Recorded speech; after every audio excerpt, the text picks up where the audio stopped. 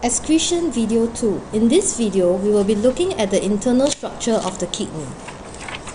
Before that, let's look at where are the excretory organs in our body.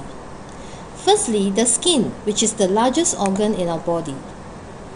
It excretes excess water and mineral salts, as well as small quantities of urea. All these are constituents of sweat. Secondly, the lungs. Our lungs excrete carbon dioxide and excess water, which are both found in expired air. Lastly, can you locate where is the pair of kidney, another important excretory organ in the body? Yes, we have the left kidney and the right kidney located in the abdominal cavity.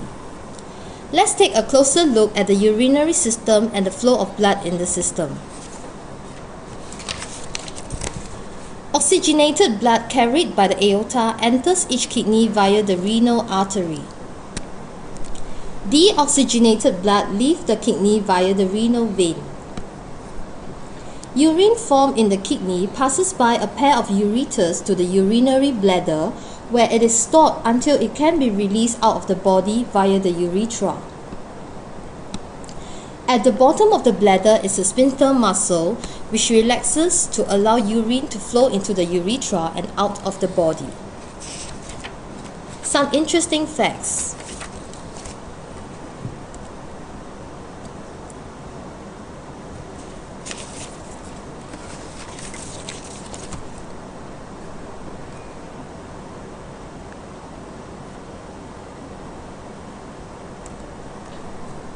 Now we are ready to look at the structure of the kidney.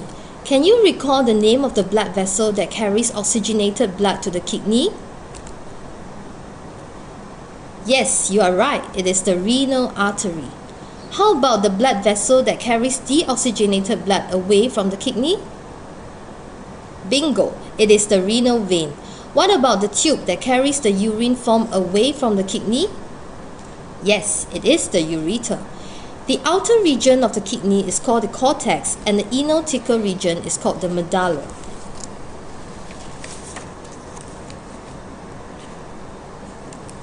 A closer look at the kidney.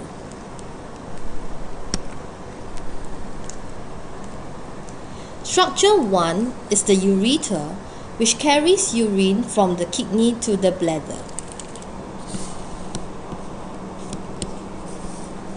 Structure 2 is called a pyramid.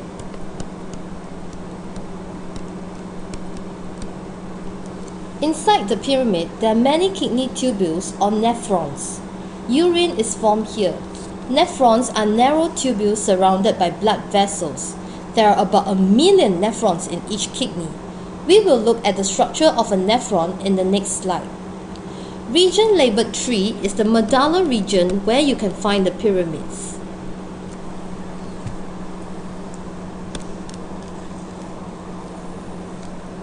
Region labeled 4 is the cortex.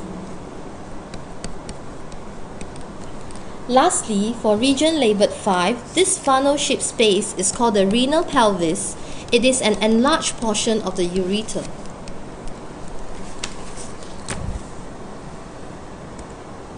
The diagram shows clearly the kidney tubules found inside the pyramids.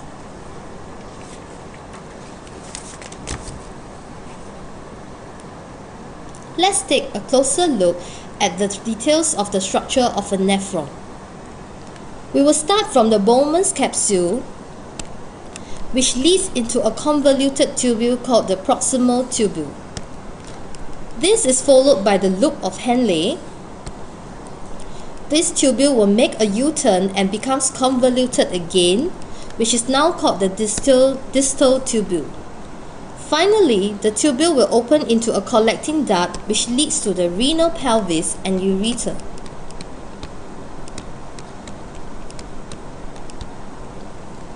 After looking at the structure of the nephron, let's take a look at how blood flows through the nephron. Blood enters the kidney by the renal artery, which branches into arterioles.